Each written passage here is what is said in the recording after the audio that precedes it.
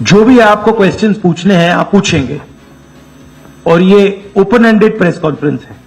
But इसमें एक और बात, मुझे पहले ही 2-3 बीजेपी वाले क्वेश्चंस पता लग जाते हैं, तो वो तो गारंटी पूछे जाएंगे, तो उनके लिए मैं तैयार हूं। आजकल गारंटी का जमाना है राहुल जी। पहला सवाल महिकार सिंह जी, हिंदुस्तान हिंदी डेली से। माइक दीजिएगा।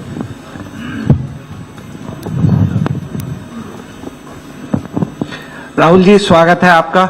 दोनों नेताओं, जबकि आज प्रचार का पहला चरण समाप्त होने वाला है, आपने मेरे मित्रों को थोड़ा सा कसरत करा दी। वो दिल्ली से यहाँ आए हैं, आपने गाजियाबाद में ही क्यों पीसी की? यूपी और दिल्ली छोड़ के गाजियाबाद में पीसी हो रही है। दूसरा सवाल ये है राहुल जी से कि लोग तो गुजरात छोड़कर पीएम बनने के लिए बनारस आते हैं, आप बाय नाइट चले गए, तो क्या अमेठी या रायबरेली से आप ये बीजेपी वाला क्वेश्चन है। ये पत्रकार का सवाल। पहले ही opening ball BJP question. Very good, शाबाश। देखिए, अमेठी की बात कांग्रेस का डिसीजन है। जो भी मुझे ऑर्डर मिलेगा मैं वो करूंगा। सीईसी मीटिंग, हमारी पार्टी में सीईसी मीटिंग्स में ये डिसीजन लिए जाते हैं।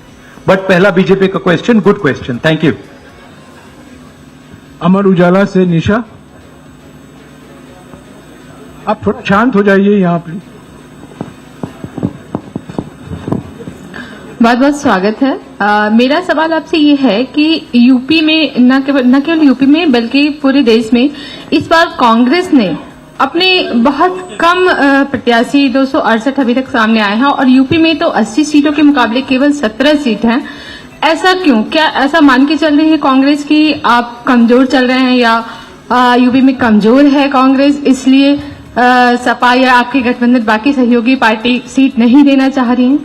नहीं, हमने डिसीजन लिया है कि इंडिया गठबंधन चुनाव लड़ेगा और हमने सीट शेयरिंग की है और ओपन माइंडेड तरीके से दिल खोल के हमने सीट शेयरिंग की है।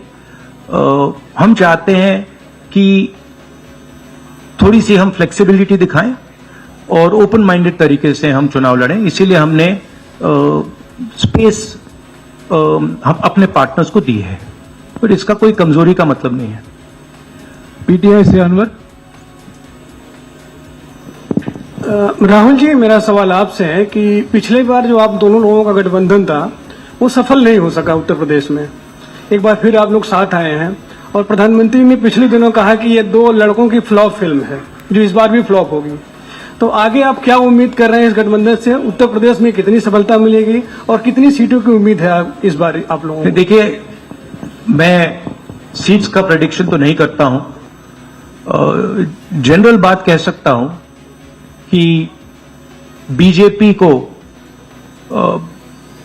मुझे लग रहा था 15-20 दिन पहले कि 180 से 180 तक जाएंगे, अब मुझे लग रहा है 150 तक जाएंगे। हर स्टेट में हमें रिपोर्ट मिल रही है कि हमारा चुनाव इंप्रूव कर रहा है और अंडर करंट है। जहां तक गठबंधन की बात है, यूपी गठबंधन की बात है, बड़ा पावरफुल गठबंधन है और बहुत अच्छा परफॉर्मेंस होगा हमारा उत्तर प्रदेश में। दैनिक जागरण से आदित्य त्रिपाठी। आप दोनों का बहुत बहुत स्वागत है। मेरा प्रश्न यह है कि उत्तर प्रदेश में एनडीए गठबंधन रोकने के लिए आपकी क्या रणनीति है? सॉरी, क्या?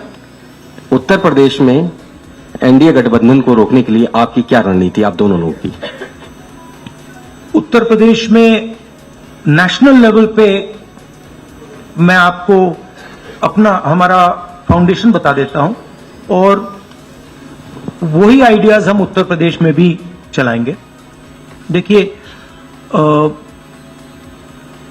पिछले 10 सालों में नरेंद्र मोदी जी ने नोटबंदी करके, गलत जीएसटी लागू करके, और जो बड़े बड़े अरबपति हैं, अदानी जी हैं, उनका पूरा सपोर्ट करके जो रोजगार पैदा करने का सिस्टम था उसको उन्होंने कंप्लीटली खत्म कर दिया है। तो सबसे पहला काम जो रोजगार हिंदुस्तान के युवाओं को मिलना चाहिए, उसको एक बार फिर स्ट्रेंथन करने का है। उसके लिए हमने अपने मैनिफेस्टो में 2-3 आइडियाज दिए हैं। एक आइडिया रेवोल्यूशनरी आइडिया है, होती है, तो हमने डिसाइड किया है कि हिंदुस्तान के उत्तर प्रदेश के सब ग्रेजुएट्स को, डिप्लोमा होल्डर्स को हम अप्रेंटिसशिप का अधिकार देंगे। जो भी अप्रेंटिसशिप करना चाहेगा उसको प्राइवेट सेक्टर में, पब्लिक सेक्टर में, सरकार में अधिकार मिलेगा, अप्रेंटिसशिप का अधिकार मिलेगा, ट्रेनिंग होगी और 1 लाख रुपए साल का, 8,500 रुपए महीने का उस युवा के बैंक अकाउंट में हम डालेंगे। और ये करोड़ों युवाओं के लिए हम अधिकार दे रहे हैं। इससे एक ट्रेन्ड मैन पावर तैयार होगा, प्राइवेट कंपनीज को भी इसका फायदा होगा, सरकार को भी इसका फायदा होगा, और एक प्रकार से युवाओं के लिए ये एक जॉब मार्केट में एंट्री का सिस्टम हो जाएगा। दूसरी चीज 30 लाख सरकारी रोजगार हैं जो नरेंद्र मोदी भर नहीं रहे हैं, वो वैकेंसीज हम युवाओं को देने जा रहे हैं। पेपर लीक की बात हुई है, उसके लिए हम कानून बनाएंगे, उसको हम खत्म कर देंगे। तो ये बात हुई युवाओं की। एक और हमारा आइडिया, क्रांतिकारी आइडिया, और ये उत्तर प्रदेश की महिलाओं को बहुत फायदा मिलेगा इससे। हर गरीब परिवार की हम लिस्ट बनाएंगे और हर गरीब परिवार में से हम एक महिला को चुनेंगे और उसके बैंक अकाउंट में महीने के 8,500 रुपए, साल के 1 लाख रुपए सरकार हर महीने बैंक अकाउंट में डालने जा रही है। किसानों की बात, किसान सिर्फ 2 चीजें मांग रहा है। नरेंद्र मोदी से 10 साल मांगा, हमें सही दाम दिलवा दीजिए, और जैसे आपने 16 लाख करोड़ रुपए, मतलब 24 साल का मनरेगा आपने अदानी जैसे लोगों का माफ किया, वैसा ही आप हमारा भी माफ कर दीजिए। और नरेंद्र मोदी मना करते हैं, उन पर फायरिंग करवा देते हैं, उनको डरा देते हैं। तो हमने लीगल एमएसपी का निर्णय ले लिया है। हिंदुस्तान में पहली बार लीगली गारंटीड एमएसपी होगी और हम उनका, किसानों का कर्जा माफ करने जा रहे हैं। यही मेन मुद्दे हैं चुनाव में। बीजेपी का मैनिफेस्टो देखेंगे तो उसमें आपको उसका जो फाउंडेशन है, 2 चीजें हैं। एक कि वो शायद 10-15 साल बाद ओलंपिक गेम्स इंडिया लाएंगे, और दूसरा एक या 2 व्यक्तियों को वो चांद पे पहुंचा देंगे। तो ये बेसिकली चुनाव चल रहा है। शुक्रिया राहुल जी। अगले 3-4 सवाल आप कृपया अखिलेश जी से पूछेगा। ANI से शालिनी।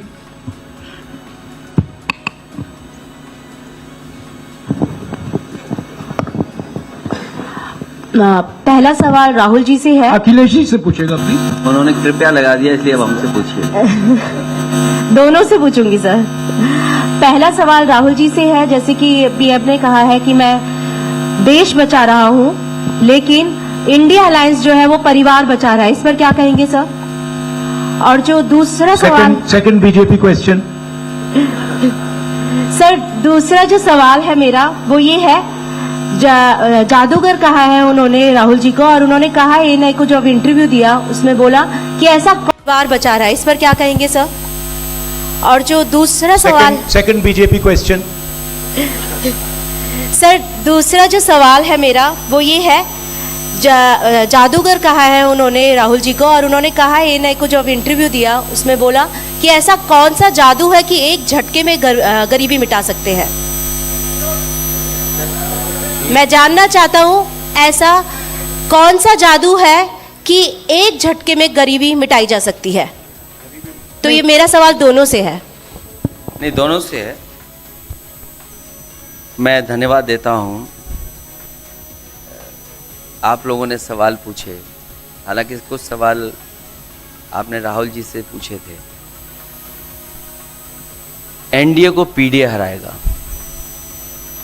एनडीए को पीडीए हराने जा रहा है, एनडीए को पीडीए हराने जा रहा है। और जहां तक सवाल परिवारवाद की बात है, आज नवरात्र है, आज शुभ दिन है। भारतीय जनता पार्टी के लोग संकल्प लें कि ना किसी परिवार वाले को टिकट देंगे और ना किसी परिवार वाले से वोट मांगेंगे। और गाजियाबाद में कार्यक्रम इसलिए किया है क्योंकि हम दोनों लोगों ने संकल्प लिया है। वो तो इंडिया गठबंधन का नाम भी ठीक से नहीं ले पाते हैं। INDIA तो इंडिया होता है, इंडी कब से हो गया? यहां से सफाया होगा गाजीपुर तक। जो 14 में आए थे वो 24 में चले जाएंगे। और यूपी वाले स्वागत भी अच्छा करते हैं। और इस बार तो ढोल नगाड़ा और सब कुछ की तैयारी है। इस बार विदाई भी बहुत शानदार होने जा रही है। हाँ, टाइम्स नाउ भारत, रंजीता अखिलेश जी से। तो आपने जो गरीबी को एक झटके में मिटाने की बात की, देखिए ये कोई नहीं कह रहा है कि गरीबी को एक झटके में मिटाया जाएगा। हम ये कह रहे हैं कि गरीबी को गहरी चोट पहुंचाई जा सकती है और तरीके मैंने आपको बताए हैं। नरेंद्र मोदी जी ने पूरा का पूरा फोकस 22 लोगों पे किया है, 22-25 लोगों पे किया है। आज की सच्चाई है कि 22 लोगों के पास उतना धन है जितना 70 करोड़ लोगों के पास है। गरीबी का यह भी कारण है कि नरेंद्र मोदी जी ने सारा का सारा धन कॉन्सेंट्रेट कर दिया है, 20-25 लोगों को पकड़ा दिया है। मैं जाति जनगणना की बात कर रहा हूं और मैंने ये बात बहुत बार उठाई है। भागीदारी की बात होती है। हिंदुस्तान के किसी भी इंस्टीट्यूशन में आपको ना पिछड़े वर्ग के लोग मिलेंगे, ना दलित मिलेंगे, ना आदिवासी मिलेंगे, ना गरीब जनरल कास्ट के लोग मिलेंगे। मैंने मीडिया के बारे में बात उठाई। मीडिया में आपको बड़े बड़े एंकर्स दिखते हैं। आपको मीडिया की कंपनीज के मालिक की लिस्ट निकालिए, आपको दिख जाएगा कि उधर ना एक पिछड़ा मिलेगा, ना एक दलित मिलेगा, ना एक आदिवासी मिलेगा। तो हम क्रांतिकारी काम करने जा रहे हैं। जाति जनगणना, महिलाओं को उनके बैंक अकाउंट में 1 लाख रुपए, किसानों को MSP। तो ये सब गरीबों को पैसे देने के तरीके हैं। नरेंद्र मोदी जी ने पिछले 10 साल में गरीबों को कुछ नहीं दिया, तो ये हम करने जा रहे हैं। हाँ, रंजीता अखिलेश जी से। हाँ, अखिलेश जी से ही सवाल है। राहुल जी ने अभी जितनी भी चीजें कही, अखिलेश जी से नहीं, मैं सवाल पहले जितनी भी चीजें कही वो तमाम चीजें कांग्रेस के घोषणा पत्र में है। क्या इंडिया गठबंधन का अपना कोई साझा जो है वो मैनिफेस्टो होगा? अखिलेश जी, क्या जो राहुल जी कह रहे हैं क्या वही तमाम चीजें सपा की भी है या सपा कुछ अलग भी घोषणाएं कर रही है चुनाव में? इंडिया गठबंधन नई उम्मीद है।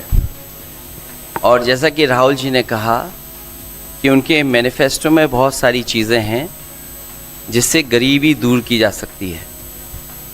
उसी से जोड़ कर के मैं ये कहना चाहता हूँ कि जिस समय हमारा देश का किसान खुशहाल हो जाएगा, जिस दिन देश के किसान को अपनी लाभकारी मूल्य मिलने लगेगा फसल का, और मैं समझता हूँ कि जितने भी राजनीतिक दल हैं और ख़ासकर जो इंडिया गठबंधन के साथी हैं वो ये बात कह रहे हैं कि हम MSP की गारंटी देंगे या किसानों को लाभकारी मूल्य देंगे। और जिस दिन भारत सरकार किसानों की आय बढ़ा देगी, गरीबी दूर होना शुरू हो जाएगी। और मैं कई मौक़ों पर कह रहा हूँ कि जाति जनगणना भी एक हमारा मुद्दा है। बिना सामाजिक न्याय के, बिना जाति की गैर बराबरी खत्म किए हुए हम अपने समाज को आगे नहीं बढ़ा सकते। और जैसा राहुल जी ने कहा कि खुशहाली के लिए जाति जनगणना ज़रूरी है, तो जाति गणना, सामाजिक न्याय और पीढ़ी की लड़ाई को लेकर के हम चलेंगे। उससे गरीबी भी दूर होगी और मान सम्मान भी मिलेगा। विक्रांत, एक चीज और देखिए, ये जो हमारा मैनिफेस्टो है, ये जरूर कांग्रेस पार्टी का मैनिफेस्टो है, मगर इसमें जो आइडियाज हैं वो इंडिया गठबंधन उनकी आइडियोलॉजी के आइडियाज हैं। और अगर समाजवादी पार्टी का कोई सजेशन हो या किसी और भी इंडिया गठबंधन की पार्टी का सजेशन हो, उसको हम सब ऑन बोर्ड करेंगे। तो हमारा मतलब जॉइंटली काम होता है, हम बातचीत करके, कंसल्ट करके काम करते हैं और फ्लेक्सिबिलिटी दिखाते हैं। और हम लोग G20 की तरह नहीं है, केवल 2 का चलता हो, बाकी सब 0 हो। साथ आए हैं, आखिर क्या वो मोमेंट क्या था जब दोनों के दिल में आया कि हाँ हमको साथ आना चाहिए, जरूरी है? 7 साल बाद दोनों के दिल में कब ये मोमेंट आया कि हाँ चलना है साथ? मूवमेंट क्यों बताना, हम साथ आ गए और साथ आ गए, यही मूवमेंट है।